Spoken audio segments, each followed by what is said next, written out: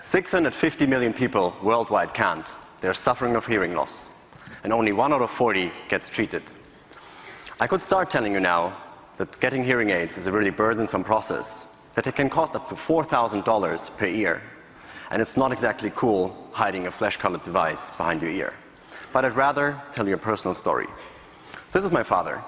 Since a couple of years, his hearing is getting worse, and always when I visit, I asked him to please have his hearing checked. He always agrees, yeah, he will do it, but when I return, he's still planning his appointment. We at Mimi thought, if we can't get him there, there must be a different way. So we took the whole audiology setup and process and squeezed it into a smartphone, so I can take the next opportunity to test them at home. Let us show you how this works. Please switch to the demo. Pascal just downloaded the app, and in the beginning of the test, he's asked what kind of headphones he's using, because we're calibrating for different types. Now in this quick test, there are tones played in different frequencies, ramping from quiet to loud. As soon as he can hear the tone, he presses the button. Now you slowly hear it coming up. He's a little slow, and he presses. We also developed more advanced tests following audiology standards, which give even more accurate results. Now the second tone is coming up. He hears it and presses, and we fast forward to the test results. In the test results, you can see that on both sides, he has a high frequency hearing loss. So I'm now able to show my father that he has a problem, but he probably already knew that. So we thought, why don't we take it a step further? The smartphone has all the components of a hearing aid. It has a microphone, it has a processor, and it has speakers. So we can generate his personalized hearing enhancement settings and show him directly the benefits of hearing better again.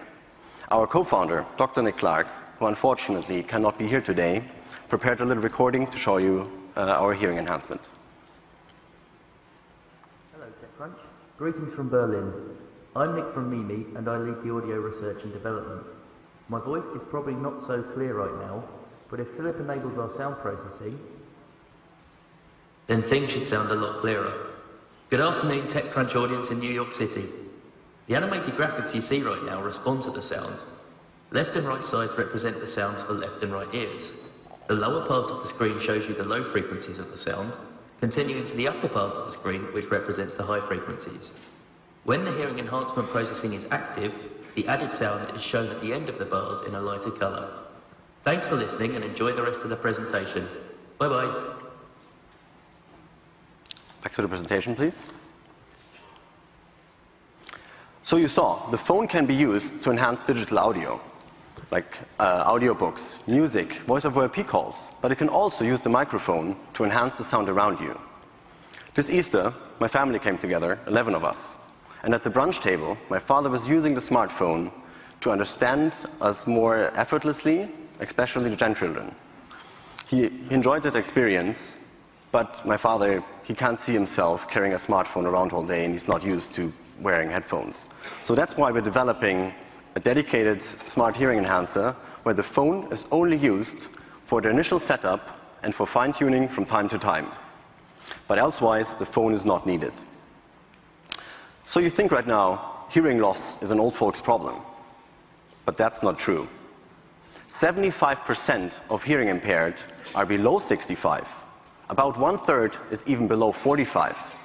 That's around our age. We're getting more and more used to get everything within a couple of clicks. We want to be independent in the control of our lives, and we don't understand why we have to go physically to an audiologist just to change a couple of settings while our phones are constantly updating themselves. So no matter if you choose for smartphone-based hearing enhancement or the dedicated device, you connect it to the cloud, and that enables you to change the settings wherever and whenever while getting guidance from Mimi. But it's not only one user, it's many users, and we can take that data to constantly improve our fitting algorithm and directly play those results back to our users for their immediate benefit. So by this, we're making hearing enhancement more accessible by really lowering the entry barrier for people like my father by bringing it into the living room. We make it more affordable and better by optimizing the distribution and fitting process, And we make it more attractive by combining it with a device every one of us is using every day. We have a clear path to monetization. The basic version of the app is for free. The premium version with the cloud support comes for $5 a month. And if you want to have the dedicated earpiece, we also offer that in a subscription model with device insurance included and service for $40. So, yesterday we launched our first app showing some of our technology. So please, go download the app and help someone to take the test and show them the benefits of hearing better again. Thank you. Right. So I'm a customer of yours. I have high-frequency hearing loss. I've had it for 15 years, and it's getting worse. And I really am not looking forward to wearing a hearing aid, but I'd love to wear, you know, that kind of device that the guy in the movie Her wears, where you just have a little bud in your ear and the phone does the rest. So I think this is inevitable. I'm convinced this is coming, and I can't wait for it to come. But the thing that, and because, you know, I have this issue, I pay a lot of attention to it, and it seems like there's at least a half a dozen, maybe more companies that I've read about that are working on essentially the same idea, which is taking the intelligence out of the device in your ear and moving it to software on your mobile device, and then using Bluetooth or some other technology to, you know, make this thing really cheap, massively reduce the cost of hearing aids, and also make it programmable and dynamic. So, big market, but I think there's going to be a ton of people in it. How do you think about that? Just to add to that, it sounded like you don't actually send the audio signal from the device to the phone to do the processing. Is that right? Or What again? Sorry. So I've seen other companies that do this, but they have a dedicated device, but the device then sends the audio to the phone for processing. So the phone does the it sounded like you don't take that approach. Is that right? So in the smartphone-based one, the phone is doing the processing. Oh, it is. In the dedicated one, the earpiece is doing the processing, and you'd only use the phone for changing the parameters. So like to Fred's point, I've seen other companies that use the phone with a dedicated device, but the audio is actually sent to the phone to do the processing, which then lowers the price of the dedicated device. Does that make sense? For real-time audio, that's not working because the latency is too long for Bluetooth. Okay. So you cannot do real-time processing because your lips are already out of sync. And for listening to music, it can be streamed from the phone. But in those devices, the processing is usually also happening in the earpiece, and only audio streams can be sent to the earpiece. Yeah. Okay. But we are kind of really getting to really coming to the homes of the customers, allowing them a really easy entry into the whole situation by starting maybe to just enhancing an audiobook. And then they like it a little bit more, and they maybe put it into their docking station, listening to a radio show in the morning in the kitchen. And so they see, oh, that's really a big benefit add, and then they might consider getting a hardware. And we are a software company, and we are really happy that there are now new startups coming up with great hardware we can partner with. And we just do this one device to show what's possible through this remote tuning, because that's the big problem in the industry. It takes about 5 to 6 visits to an audiologist, 5 to 25 hours of fitting work until you end up with a well-fitted device, which then is not even fitted for certain situations. And with this remote audiology service, we can really help the people, and by using the data, we can really improve that they end up with a well-fitted device. So just one other question about your pricing.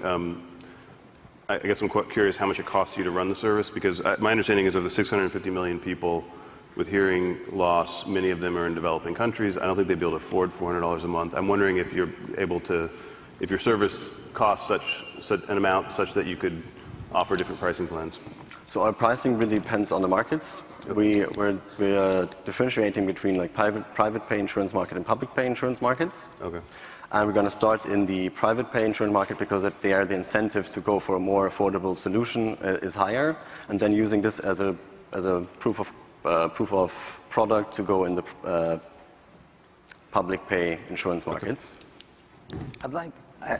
I'd like to understand it a little bit better, because it seems like the iPhone version that you showed here is something that's really, it's a nice alpha, but it's really not practical from a battery standpoint, from usability, like you said with your father.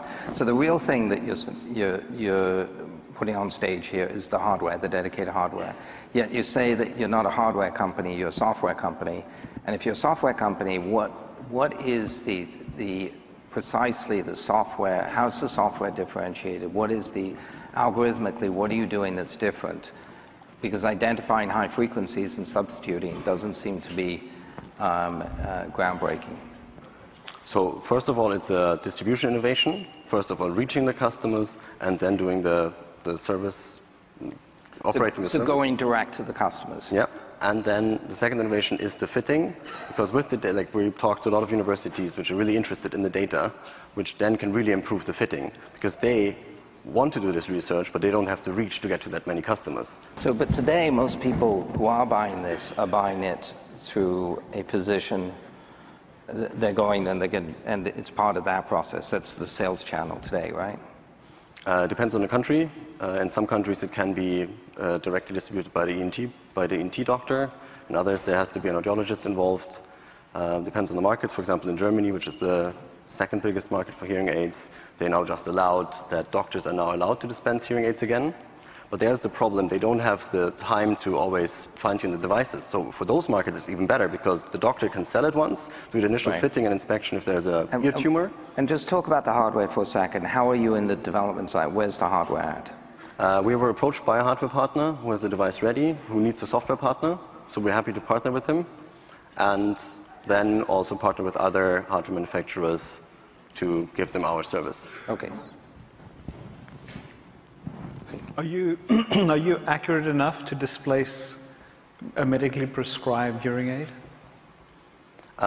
Yes, and we often you take the audiogram as a starting point, and then you iterate to a good setting, and that's what we are exactly specializing in, to really end up with a very well-fitted device. And can you prove that for insurance purposes in a place like the US?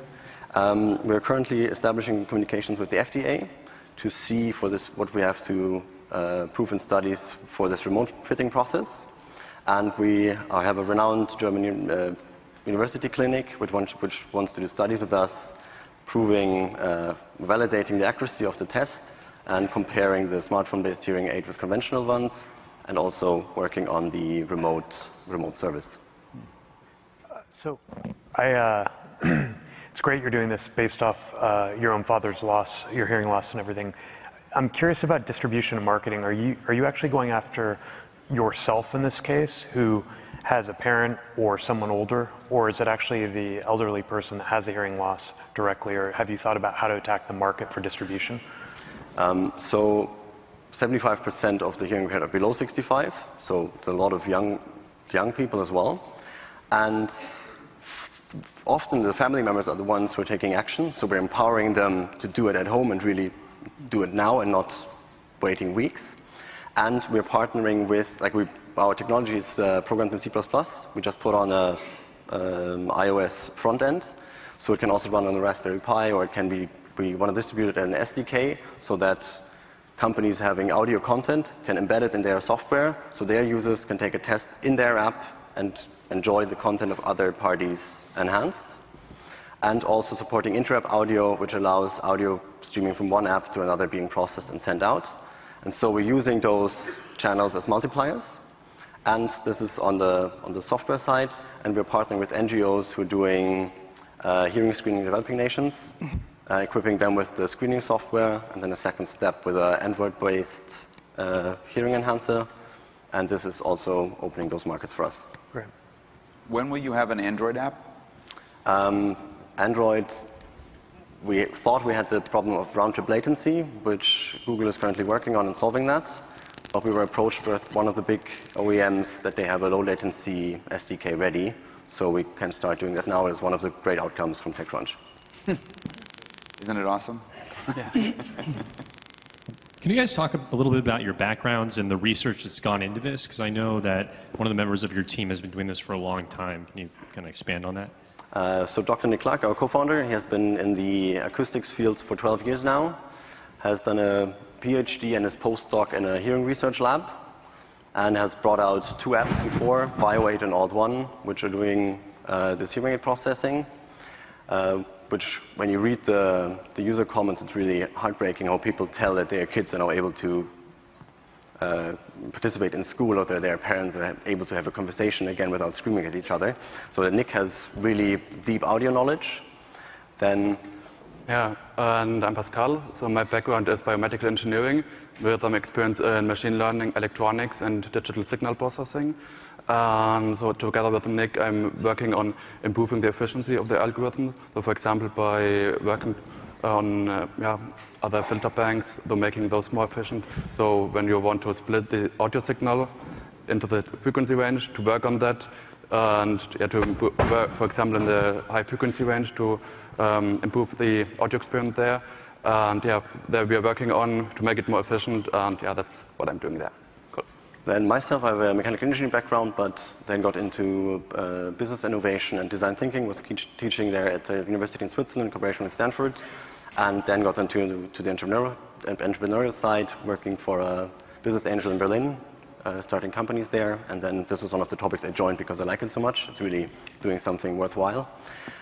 Then we have a great advisor who has been one of the big 3 consultancies, who has been in the health practice for 10 years, giving us great advice on entering the market. Then we have a designer. She has been developing vision screening for kids in India. We have really a great team back in Berlin. I want to go back for a second to the point that John made about the importance of getting the hardware right, because I think the truth is that many people in this audience with a disability called vision loss, I'm wearing contact lenses, you're wearing spectacles, and there's no social stigma around that anymore. Most of the people that I've met are so concerned about wearing a hearing aid because they worry about the social stigma. And I think you need to get the hardware right, similar to the movie Her, where it wasn't viewed as a social stigma anymore. And I think it's one of the biggest challenges you have. And I worry you're going to fall short of your ambitions if you don't own executing on the hardware side of it and making it a beautiful design and making it something that's socially acceptable. I think it's one of the important things we need to do to solve this problem. I think if you're sitting somewhere and you see someone is hiding something flesh-colored, you're still looking and might be talking about it. But if you're sitting in a subway and see somebody with headphones, you're not even thinking about it. And so entering with headphones is the first step on making it more accepted. And hardware is a really tough business. We talked to one of the former CTOs of one of the big 6 hearing aid companies, and they sometimes spend 25 million on a chip, which didn't work out then. So we're happy that there are companies tackling that problem, but we see really a great value in creating the software side and the backbone. But we think about it. Thanks. Any more questions? All right. Thank you guys very much. Thank you. That was Mimi.